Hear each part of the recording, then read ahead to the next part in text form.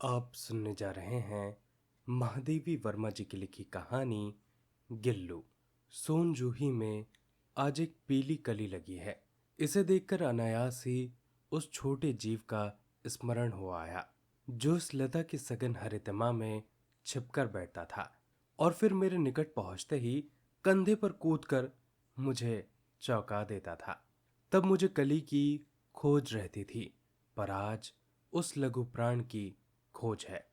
परंतु वह तो अब तक इस सोनजूही की जड़ में मिट्टी होकर मिल गया होगा। कौन जाने स्वर्णिम कली के बहाने वह मुझे चौंकाने ऊपर आ गया हो। सोनजूही एक फूलदार लता है जिस पर छोटे छोटे पीले फूल खिलते हैं। अचानक एक दिन सवेरे कमरे से बरामदे में आकर मैंने देखा दो कौवे एक गमले के चारों ओर चोचों से छुआ छुअल जैसा खेल खेल रहे हैं।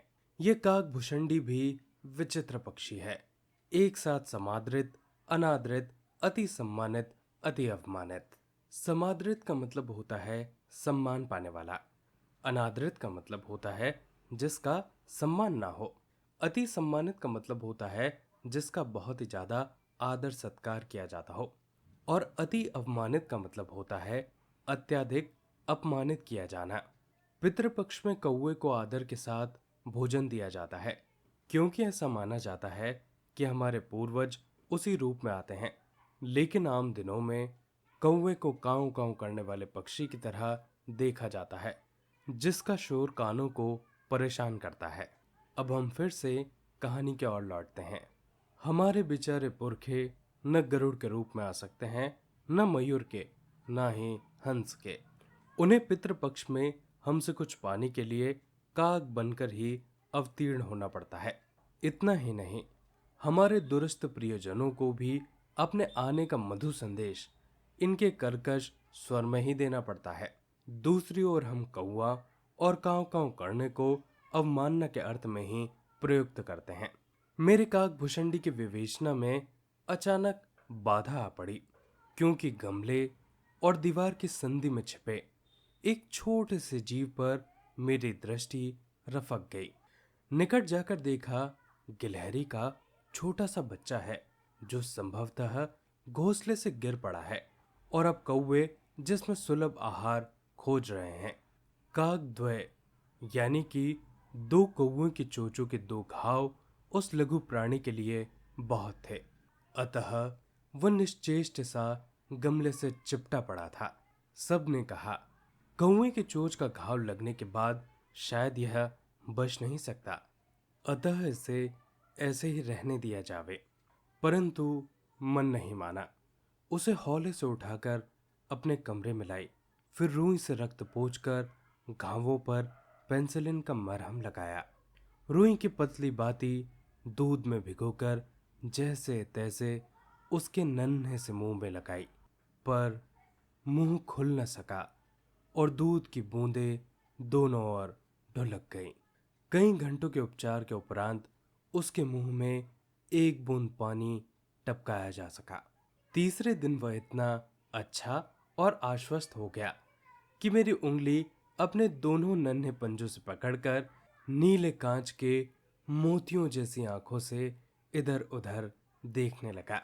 3-4 मास में उसके स्नग्ध रोएं, झब्बेदार पूंछ और चंचल चमकीली आंखें सबको विस्मित करने लगी। हमने उसकी जातिवाचक संज्ञा को व्यक्तिवाचक का रूप दे दिया और इस प्रकार से हम उसे गिल्लू कहकर बुलाने लगे। मैंने फूल रखने की एक हल्की सी डलिया में रुई बिछाकर उसे तार से खिड़की पर लटका दिया। वही 2 वर्षों तक गिल्लू का घर रहा।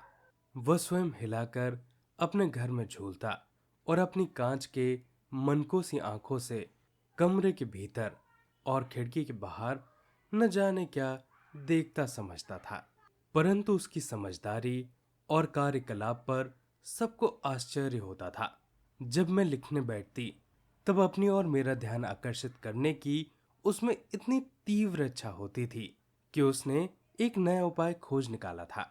वह मेरे पैर तक आकर सर्र से पर्दे पर ऊपर चढ़ जाता और फिर तेजी से उतरता। उसका ये दौड़ने का क्रम तब तक चलता रहता जब तक मैं उसे पकड़ने के लिए न उठती। कभी मैं गिल्लू को पकड़कर एक लंबे लिफाफे में इस प्रकार रख देती कि उसके अगले दो पंजे और सिर के अतिरिक्त लघुघात लिफाफे के भीतर बंद रहता। इस अद्भुत स्थिति में कभी कभी घंटों मेज पर दीवार के सहारे खड़ा रहकर वह अपनी चमकीली आंखों से मेरे कार्यकलाप देखा करता। भूख लगने पर चिक चिक करके मानो वह मुझे सूचना देता और काजू या बिस्किट मिल जाने पर उसी स्थिति में लिफाफे से बाहर वाले पंजों से पकड़कर उसे कुतरता रहता। फिर गिल्लू के जीवन का प्रथम वसंत आया। नीम चमेली की गंध मेरे कमरे में हौले हौले आने लगी। बाहर की गिलहरियां खिड़की के जाली के पास आकर चिक चिक चिक चिक करके न जाने क्या कहने लगी। गिल्लू को जाली के पास बैठकर अपनेपन में बाहर झांकते देखकर मुझे लगा कि इसे मुक्त करना आवश्यक है। मैंने कीले निकालकर जाली का एक कोना खोल दिया और इस मार्ग से गिल्लू ने बाहर जाने पर सचमुच ही मुक्ति की सांस ली। इतने छोटे जीव को घर में पले कुत्ते बिल्लियों से बचाना भी एक समस्या ही थी। आवश्यक कागज पत्रों के कारण मेरे बाहर जाने पर कमरा बंद ही रहता है। मेरे कॉलेज से लौटने पर जैसे ही कमरा खोला गया और मैंने भीतर पैर रखा, वैसे ही गिल्लू अपनी जाली के द्वार से भीतर आकर मेरे पैर से सर तक और सर से पैर तक दौड़ने लगा। तब से यह नित्य का क्रम हो गया। मेरे कमरे से बाहर जाने पर गिल्लू भी खिड़की की खुली जाली के राह बाहर चला जाता और दिन भर गिलहरियों के झुंड का नेता बना रहता और हर डाल पर उछलता कूदता रहता। और ठीक 4 बजे वह खिड़की से भीतर आकर अपने झूले में झूलने लगता। मुझे चौंकाने की इच्छा उसमें न जाने कब और कैसे उत्पन्न हो गई थी। कभी फूलदान के फूलों में छिप जाता, कभी पर्दों की चुन्नट में और कभी सोनजूही की पत्तियों में। मेरे पास बहुत से पशु पक्षी हैं और उनका मुझसे लगाव भी कम नहीं है, परंतु उनमें से किसी को मेरे साथ थाली में खाने की हिम्मत हुई है, ऐसा मुझे स्मरण नहीं आता। गिल्लू इनमें अपवाद था। मैं जैसे ही खाने के कमरे में पहुंचती, वह खिड़की से निकलकर आंगन की दीवार बरामदा पार करके मेज पर पहुंच जाता और मेरी थाली में बैठ जाता। बड़ी कठिनाई से मैंने उसे थाली के पास बैठना सिखाया, जहां बैठकर वह मेरी थाली में से एक एक चावल उठाकर बड़ी सफाई से खाता रहता।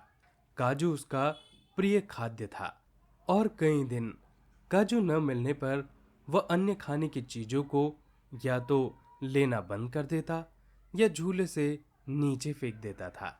उसी बीच मुझे मोटर दुर्घटना में आहत होकर कुछ दिन अस्पताल में रहना पड़ा। उन दिनों जब मेरे कमरे का दरवाजा खोला जाता, गिल्लू अपने झूले से उतरकर दौड़ता और फिर किसी दूसरे को देखकर उसी तेजी से अपने घोंसले में जा बैठता। सब उसे काजू दे आते, परंतु अस्पताल से लौटकर जब मैंने उसके झूले की सफाई की तो उसमें काजू भरे हुए मिले, जिससे ये ज्ञात होता था कि इन दिनों तक वह अपना प्रिय खाद्य कितना कम खाता रहा। मेरी अस्वस्थता में वह तकिए के सिरहाने बैठकर अपने नन्हे नन्हे पंजों से मेरे सिर और बालों को इतने हौले हौले सहलाता रहता कि उसका हटना एक परिचारिका यानी कि नर्स के हटने के समान लगता। गर्मियों में जब मैं दोपहर में काम करती रहती तो गिल्लू न बाहर जाता न अपने झूले में बैठता। उसने मेरे निकट रहने के साथ गर्मी से बचने का एक सर्वदा नया उपाय खोज निकाला था। वह मेरे पास रखी सुराही पर लेट जाता और इस प्रकार समीप भी रहता और ठंडक में भी रहता। गिलहरियों के जीवन की अवधि 2 वर्ष से अधिक नहीं होती, अतः गिल्लू की जीवन यात्रा का अंत आ ही गया। दिन भर उसने न कुछ खाया न ही बाहर गया।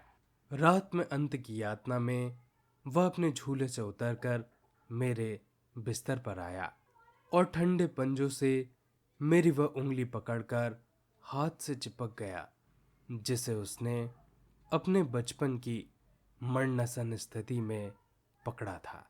पंजे इतने ठंडे हो रहे थे कि मैंने जाकर हीटर जलाया और उसे उष्णता देने का प्रयत्न किया, परंतु प्रभात की प्रथम किरण के स्पर्श के साथ ही वह किसी और जीवन में जागने के लिए सो गया।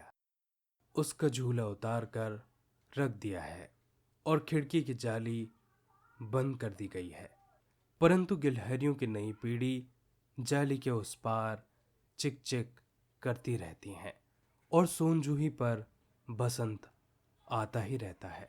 सोनजूही की लता के नीचे गिल्लू को समाधि दी गई है, इसलिए भी कि उसे वह लता सबसे अधिक प्रिय थी, इसलिए भी कि उस लघुगात का किसी वासंती दिन जूही के पीताब छोटे फूलों में खिल जाने का विश्वास मुझे संतोष देता है।